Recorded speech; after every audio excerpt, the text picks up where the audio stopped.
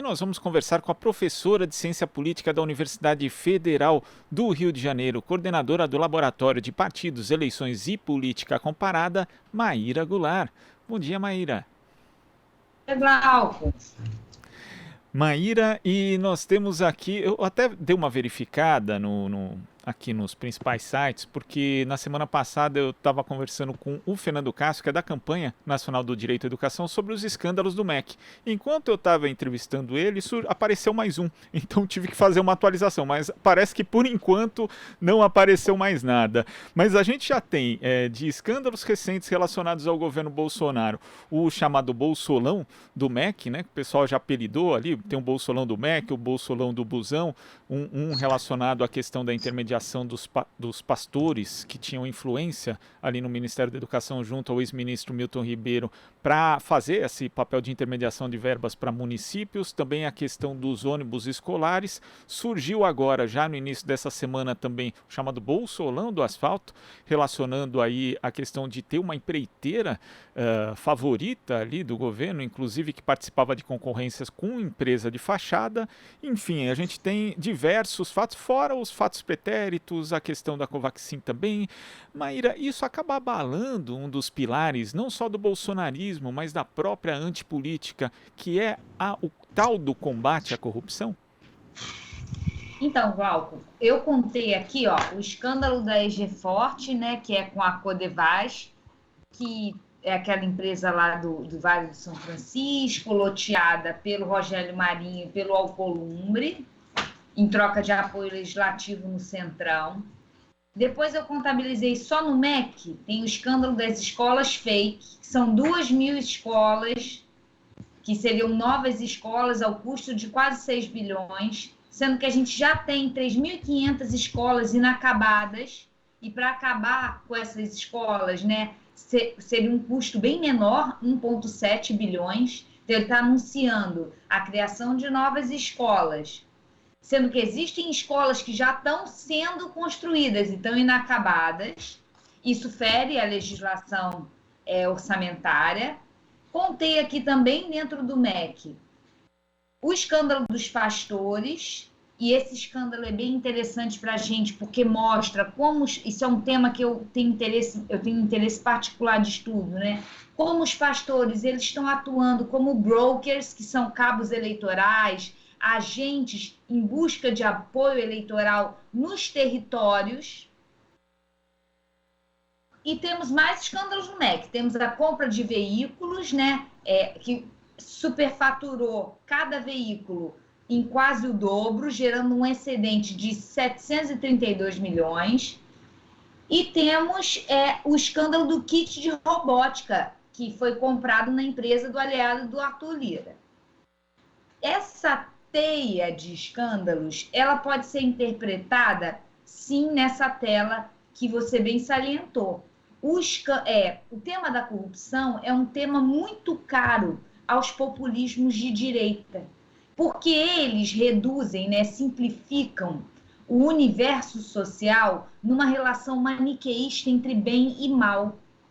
E eles são marcados, né, por esse extremismo em termos de convicção que blinda aqueles que são seus apoiadores, né, aqueles que compartilham dessa visão extremista, da capacidade de lidar com novos fatos que questionem essa convicção original.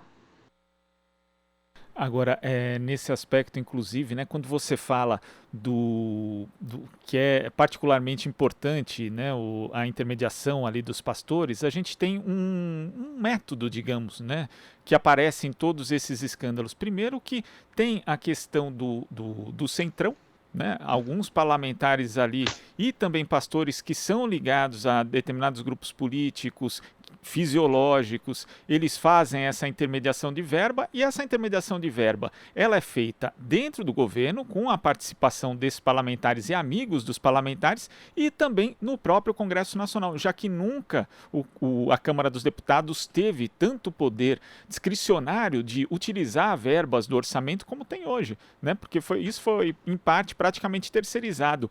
que isso significa em termos de mudança no cenário político brasileiro e no próprio status desses parlamentares que agora vão ter? Não só porque, óbvio, eles fazem essa intermediação com os prefeitos, alguns prefeitos vão garantir apoio para eles nas eleições, mas também tem muito dinheiro à disposição, Maíra. Olha, Glauco, eu acho que é importante a gente não cair no mesmo discurso moralista dos nossos opositores, né? Do campo lá do extremismo de direita. Trocas políticas são constitutivas de qualquer tipo de governo democrático. Governos democráticos que precisam de apoio legislativo, ou seja, que não tem um partido que controle o legislativo e o executivo ao mesmo tempo, eles precisam fazer trocas. Então, o que a gente tem que comparar, Glauco, é o padrão de trocas estabelecidos no governo atual, que rejeita a mediação dos partidos e aí faz essas negociações sempre individuais, sempre no varejo, como eu falo para vocês, né? Sempre comprando no varejo. E isso aumenta o custo das transações, né? Por isso que a gente observa a Câmara dos Deputados tendo um custo interno de negociação cada vez maior e liberando amarras para esse custo, né? No caso, o orçamento impositivo é uma forma de liberar essas amarras e aumentar a discricionariedade na distribuição desses recursos e, portanto, a margem, o volume de recursos transacionados. E a gente também tem que observar o grau de legitimidade ou ilegitimidade dessas trocas. E uma coisa que eu acho interessante é que quando a gente suprime a mediação dos partidos, o que eu estou falando? O governo Bolsonaro ele se elege com a proposta de acabar com o presidencialismo de coalizão, que ele chamava de tomar lá da cá. O que é esse presidencialismo de coalizão? É um mecanismo salutar de envolvimento de diferentes partidos na composição de uma coalizão de governo que garanta apoio parlamentar, apoio legislativo ao executivo. Isso existe nas democracias mais consolidadas do mundo, inclusive aquelas que adotam um sistema parlamentar, que é sempre aventado como uma solução para os nossos problemas, né? Quando a gente tem esse padrão e os partidos, né, sendo protagonistas nessa dinâmica, a gente tem um padrão de trocas que incorpora um elemento, além de ser mais barato, né, porque você está comprando no atacado, você loteia com grupos grandes, que são os partidos, você também tem uma dimensão mais programática nessas trocas, né? Partidos que têm mais afinidade com um determinado tema, ou que tem um segmento dentro do partido com mais afinidade, ou um projeto, né, um programa para a área da saúde, área da segurança pública, área da educação, ficam encarregados dessas pastas. Quando esse loteamento ele é feito assim no varejo, você perde essa dimensão programática ideológica e você acaba enfatizando uma dimensão territorial. Então, você vai favorecer parlamentares individualmente que vão levar recursos para a sua base territorial, aumentando o volume de recursos disponíveis para essas trocas que a gente chama de clientelista, mas que tem a ver com essa dimensão territorial e a proximidade entre a elite política e o seu eleitor e o cidadão. E prescinde dessa dimensão mais programática.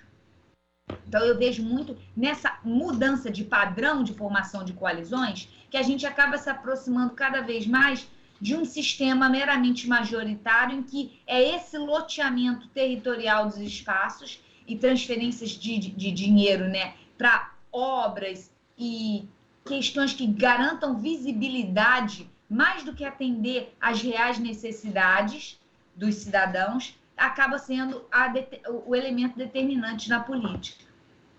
Inclusive, num dos escândalos que você citou, Maíra, dos kits de robótica, né, esse padrão, essa dinâmica fica bastante evidente, porque o presidente da Câmara, Arthur Lira, direciona todos esses recursos para prefeituras ali de Alagoas, né? Muitas ou provavelmente a grande maioria de aliados políticos, e também consegue ali garantir esse apoio. Mas uma coisa que também muitos prefeitos, inclusive, têm falado, é que antes eles tinham que ir para o executivo para conseguir alguma liberação de verbas, e agora eles praticamente só vão para a Câmara dos Deputados e existe um controle muito seleto ali, né? Não é que nem você tinha antes, que tem as emendas parlamentares que de fato são um instrumento legítimo, né? Mas hoje isso se concentra, o poder é muito concentrado na mão de pouquíssimas pessoas, né? É o Arthur Lira e o grupo dele. Isso também acaba não funcionando como um mecanismo de perpetuação no poder desse grupo seleto, desse grupo pequeno, e também não pode dificultar a relação com o executivo numa troca de governo? Certamente. E a gente está criando um monstro. E o que mais eu acho que a sociedade tem que pressionar é para que essas transferências sejam transparentes.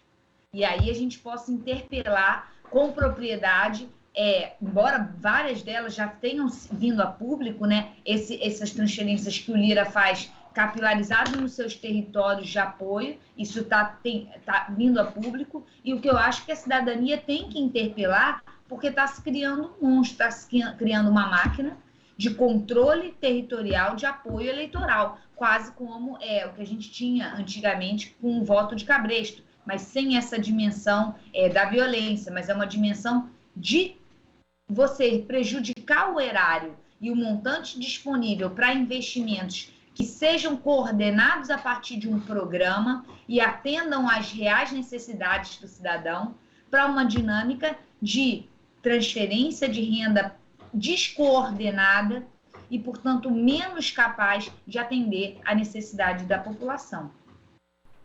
Agora, quando você fala, Mayra, do presidencialismo de coalizão que de fato foi abandonado por Jair Bolsonaro, a gente tinha essa negociação porque nenhum presidente foi eleito com maioria na Câmara dos Deputados e nem no Senado, então precisava fazer alianças, precisa compor, né? Isso é assim no Brasil e em qualquer lugar. Às vezes ali dava um ministério para determinado partido conforme seu tamanho, às vezes com a chamada porteira fechada, né? Quando o ministério, todos os cargos de alto escalão ficavam com um segmento só, e agora, como você diz, mudou para isso no varejo. Só que no executivo, a gente tem hoje 8.000 cargos comissionados de militares.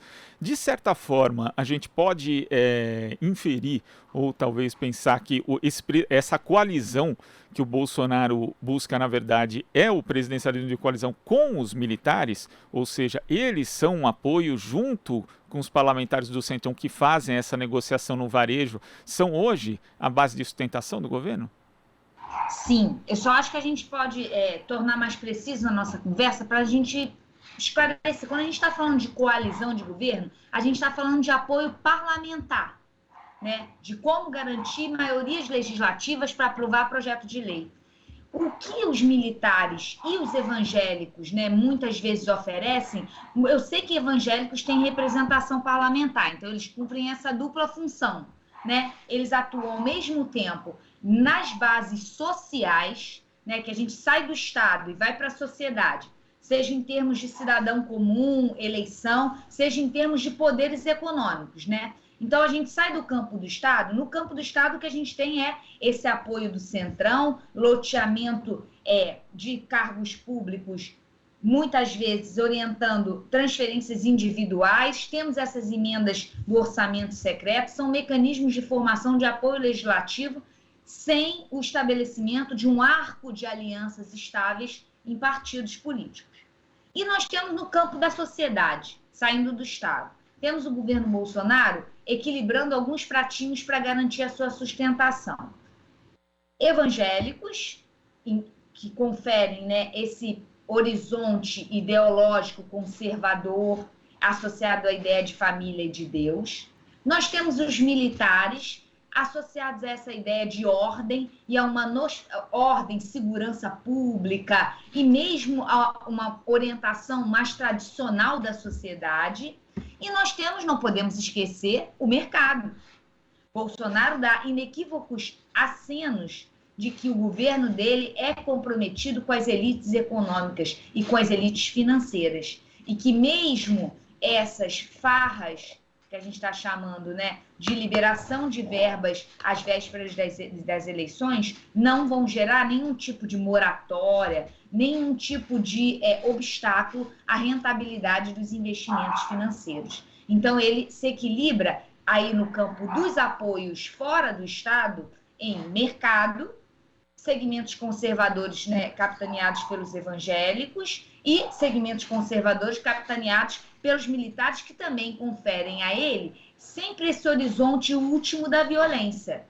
A violência é você sair dos marcos institucionais, dos marcos do que ele chama das 4 linhas, né, da Constituição, embora essas linhas possam ser bem esgarçadas, os militares oferecem essa possibilidade, né, que é a violência, eles controlam a violência. Agora, nesse aspecto ainda da questão dos parlamentares, Maíra, a gente tem então essa territorialização, como você falou, né? Os principais nomes do bolsonarismo no parlamento adquirindo poder muito grande junto às suas bases, né? Garantindo ali o apoio político de prefeitos, mas garantindo também um poder econômico, garantindo dinheiro que sempre faz diferença nas eleições. Ainda por cima temos o esquema de disparos em massa, de mensagens no WhatsApp, no Telegram também, que fizeram muita diferença em 2018, não só para a eleição para o Executivo, mas para a eleição do Parlamento também. É só observar a votação de alguns nomes, né, que na prática quase não tinham tempo de TV, mas conseguiram expressivas votações. Você acha que esse é o principal desafio da esquerda, do campo progressista, nas eleições de 2022? Garantir algum tipo de paridade de armas, entre aspas, nessa disputa pelo Parlamento, Maíra? Olha, eu acho que essa questão do disparo de mensagens em massa, né, esse controle sobre o fluxo informacional é uma variável determinante. Por quê? Porque tudo que a gente, para nós, né, aparece como óbvio, esse pulular de escândalos de corrupção, né, que abundam nesse governo, isso aparece para nós, porque nós não somos objeto desse bombardeio de informações falsas que filtram, que blindam esses cidadãos de receber informação de qualidade e de vislumbrar essa porosidade no discurso do Bolsonaro de anticorrupção. E é isso que vai fazer com que ele vá para as eleições batendo na mesma tecla o PT quebrou o país, e a gente vai mostrar que a economia ela era muito melhor, mesmo no final do governo Dilma, né, que tem essa coisa, o governo Dilma acabou com o país, os indicadores econômicos eram melhores do que os atuais, né, a gente perde a capacidade de demonstrar argumentativamente de que teve mais corrupção no governo Bolsonaro do que nos governos do PT, a gente perde essa dificuldade de demonstrar argumentativamente através de fatos, porque há, né, esse bombardeio de notícias falsas, criando bolhas de dissonância cognitiva. E é nessas bolhas que prolifera o negacionismo, que prolifera o extremismo, né, extremismo radical, que simplifica todo o tecido social em chaves simples e que capazes, né, de serem replicadas com facilidade. É muito interessante a gente estudar como atua esse sistema, né, de informação paralela, porque muitas vezes você tem um emissor, mas tem os replicadores. Os próprios cidadãos vão replicando essas notícias falsas e isso aumenta a capilaridade delas. Isso aumenta o número de bolhas de dissonância cognitiva nas quais vivem muitos cidadãos que, nas eleições, vão ficar sem a capacidade de julgar com base em informações fidedignas.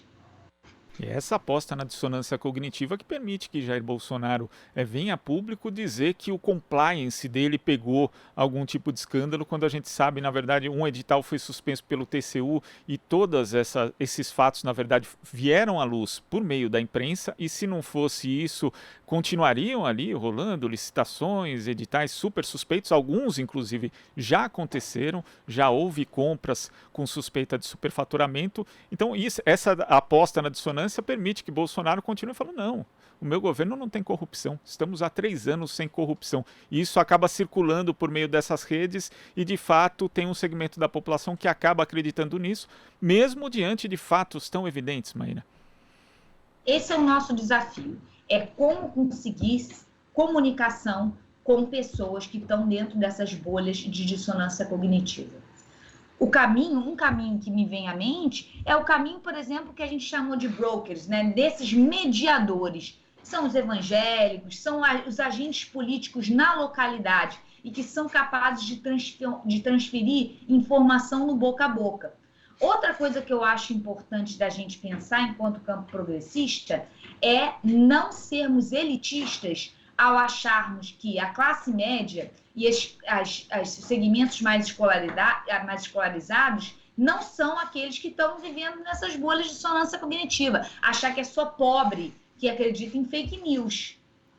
A gente pode observar que os populismos de direita, eles proliferam, no caso do Brasil, isso é muito expressivo, em camadas altas e médias, escolarizadas. Então, nós fazemos uma certa meia-culpa de que a gente não está conseguindo, inclusive nós, né, professores, mídia, quem trabalha com informação de qualidade, a gente está tendo dificuldade de se comunicar com alguns segmentos da população que frequentam as nossas aulas, que assistem os nossos jornais. Está havendo algum ruído nessa comunicação. E eu acho que é isso que a gente tem que ter em mente para tentar disputar a sociedade. Porque não adianta a gente achar que vai falar só para os convertidos. Né? A gente precisa ampliar o espectro da nossa comunicação.